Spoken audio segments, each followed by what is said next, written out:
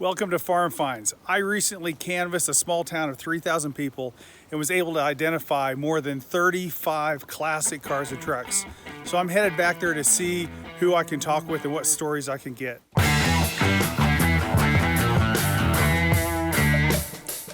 Well, here on Farm Finds, we've found a couple pickups, and I'm here with my new friend Steve, and he's going to tell us about this International. Hello, this is a 36 International C1. It has a HD 213 original engine in it. Everything about it is original. I've been lucky enough to have it for about a year. This is a 36. My dad had a 35. It's been a lot of fun. It's no intent of changing anything or hot rodding it or anything like that. The goal is to back to original as much as I can. I mean, it almost looks like you could put a buffer on there and shine the paint right back up. Yeah, it's a nice patina. It's actually, there's a little rust, but all in all, not too bad. So does it still have quite a bit of wood incorporated into it? After this one, they started getting the wood, phasing the wood out, but with this particular one, the sill plates, a lot of in this particular one, a 36, the door itself doesn't have any wood in it, it's all metal, but the frame around the door and the cab, that's all wood.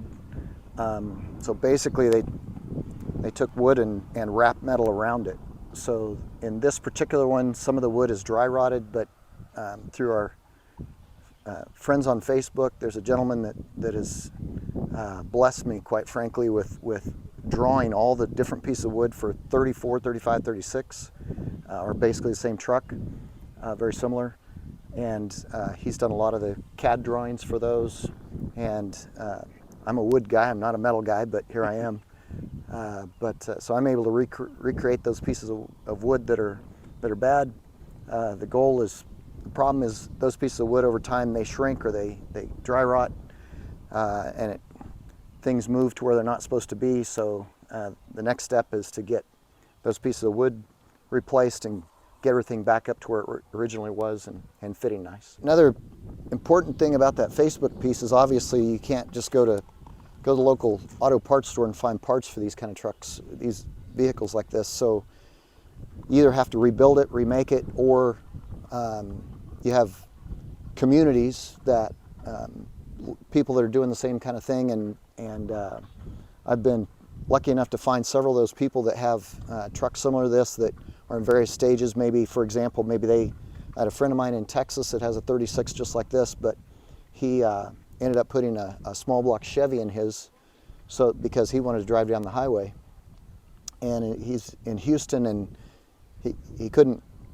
He said he got tired of people standing lining up behind him. So he switched to a different engine. That made his engine available and all the parts associated with that. Well, so I was able to pick up some pieces from him.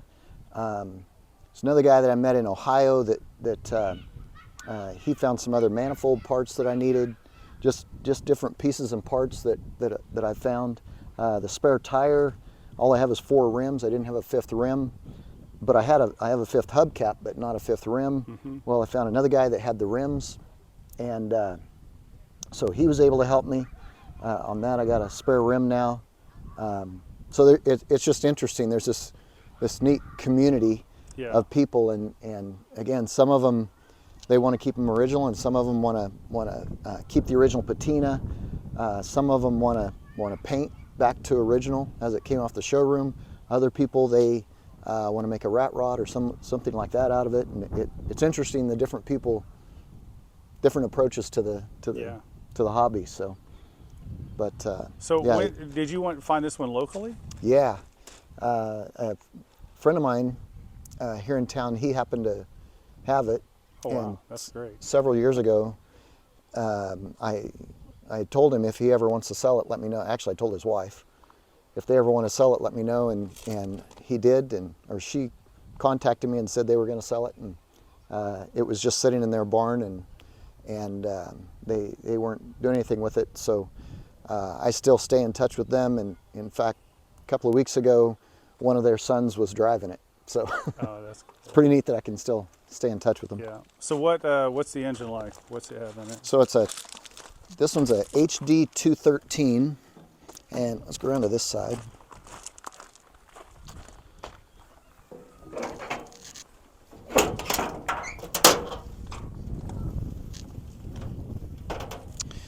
So right here on the engine block, that says HD and then the number. Okay. And so based on that number, I'm able to figure out that it is a HD 213. This is a flathead 6. Generates about 78 horsepower. Oil bath air filter. It's a 6-volt positive ground system. So there's a generator off here, not an alternator, but a generator. Mm-hmm. So I've rebuilt the starter, rebuilt the generator, I rebuilt the carburetor. And so I'm just, it's an elephant, one bite at a time, and so I'm just picking away little bits at a time. So did you rebuild all those yourself? No, locally here there's a generator shop. Okay. And so they rebuilt the starter and generator for me. There's a local carb shop that rebuilt the carb for me. Again, you just don't go to the parts store and find a carburetor kit for that one. So this guy's been around forever, and he had the parts left over from 20, 30 years ago that he was able to rebuild it. So it just happened to work out. So when I first got it, I took the air cleaner all apart, and there's oil in the bottom of this. And I cleaned it all out. Of course, it was full of mud and gunk in the bottom. Mm-hmm. Cleaned it out and refilled it with oil and set this whole thing off to the side for a little bit. I was doing some other stuff, came back to put it in, and there was a puddle of oil underneath the thing. And well, obviously that isn't supposed to happen, that the thing leaks oil. So dumped all the oil back out, looked at it, and there's a pinhole in the bottom of it, but it was filled with mud. So when I cleaned it, all of a sudden that came around. Yeah. I've rewired it all, so I got new harnesses in. When I got it, the only thing that worked was the ignition switch to the coil, and it's been switched over to an electric fuel pump, so that's all that worked. The headlights, the tail lights, nothing else worked. And so I've rewired it all, and now I got that all working.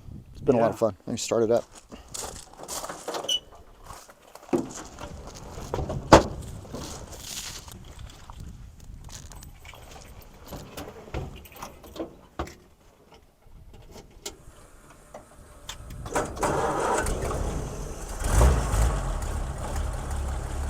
Nice and easy. It just purrs right along. Pretty neat. Yeah. So yeah, it leaks where it's supposed to leak, which is good.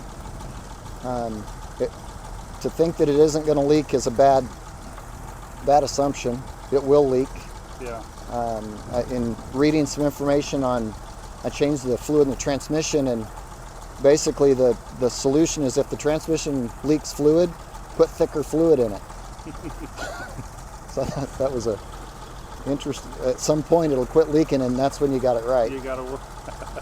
But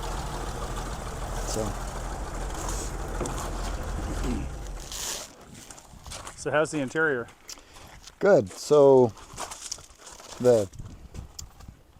I've replaced the floorboards based on those drawings. So those are yellow pine. In the documentation that I've read, they had soft and hard, and I believe what that translates into is pine for soft and ash for hard. So the floorboards, I've made those out of yellow pine, and then the other frame pieces, like the sill here, and then there's another one right here, those are both wood. Those will be out of ash when I get to those. So it's yeah, you're welcome to look in there. Pretty neat. The heater works. So it's not a water heater, is it? No, it is. It comes off the engine? Okay. Comes off the engine, yeah. Okay. So I wasn't sure at this age when they switched from being heated off the exhaust versus right. engine water. Yeah, this particular one, it comes in. Okay. It's a heater core. Yeah. So then inside of that there's a fan. So it just blows air across the fan, and it works great. Again, 6-volt positive ground, so you got to plan on that a little bit. any trouble?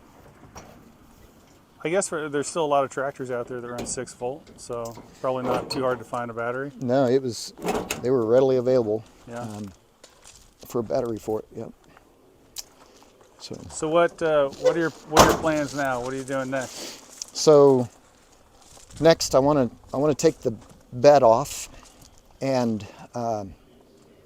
electrically, the only thing that doesn't work is the sending unit in the fuel tank. So, but the only way to get at it is you got to either take the tank down or take the bed off. Well, my goal is to take the bed off and, quite frankly, to learn how it's put together, so that I can ultimately some of the other trim pieces. There's gaskets in between the fenders. There's other gaskets in here that are brittle and ultimately might need replaced. So I want to figure out how all that is put together, and it's kind of I want to take it apart so I know how to put it all back together, basically. Yeah. I'm learning as I go. By the end, you'll be the expert. So I don't know about that. But yeah, well, it's a beautiful Survivor. yeah. So I see you have another Chevy pickup beside the garage. Yeah, that's What's the story? I guess I should ask you, do you have anything else you want to share about this one? no, it's I'm happy to own it. Okay, great. It makes me smile. No, this is a 67 327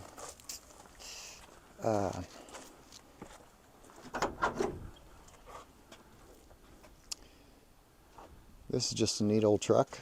So did you put the tank in here? That's interesting. That was, when I got it, I was the second owner, and there's actually a camper on the back. Okay. And he uses his camping vehicle. So he had the auxiliary tank, and then this came out the side of the camper, the topper. Mm-hmm. Oh, so it has a switch inside. You can switch between Right, the two right. tanks. I can switch between the two tanks. Yep. But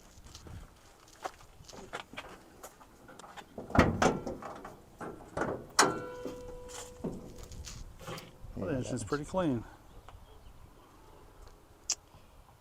yeah, it runs great. So Yeah. My first Chevy pickup was a 69. okay, it's basically the same truck with different trim. Yeah. Yeah, I think the hood, there was somewhere I heard about that in 68, well, after 67, the hood is a little bit more squared off. Okay. And this one slopes back more. Is Okay. the easiest way to tell. A couple of the big differences on a 67. Two big things. There's no side lights for the turn signals Okay. on a 67. In 68, they had to add side signal. You had to be able to see the turn signal from the side. Okay. So on a 67 doesn't have it. The other big thing about a 67 is that it has a small back window. So on a 68, the back window goes clear over here. So those are two big things to tell the difference between a 67 and newer. So have you had this one for a while? Yeah, I actually drove this in high school. That's what, 5 years ago? Yeah, something like that. Or 35 years ago, 40 years ago. I bought it in about 79 or 80. Bought it in an estate sale. I'm the second owner. That's really nice. It has the normal rust that Yeah. you can't seem to get away from on Yeah. those. The But cab corners man, and the it's rockers. just straight. I mean, to find a pickup of this age that doesn't have dents, Yeah, on a lot of the sides and top surfaces is odd. yeah. It's everything on it is original. The rims, when I first got the rims, that's one of them. They were split rims Oh, really? and with bias ply tires on it, and so that's one of the first thing I did was put different rims on it. Yeah. Looks like these had some recent paint. Yeah, those rims do. I actually powder coated them. Yeah. Sandblasted and powder coated them. Hubcaps for this are hard to find. So when I switched from the split rims to these, young dumb kid in high school, I set the hubcaps off to the side. So they're hard to find. I've been able to find two of them, but that's it. You can find them on the internet, but man, they break Yeah. out your checkbook. That's what I've heard. But they're the smaller dog dish white with a red Chevy bow tie. in the middle of them was what was on it when I got it. All right. Well, That's I appreciate you sharing your trucks with me. You bet.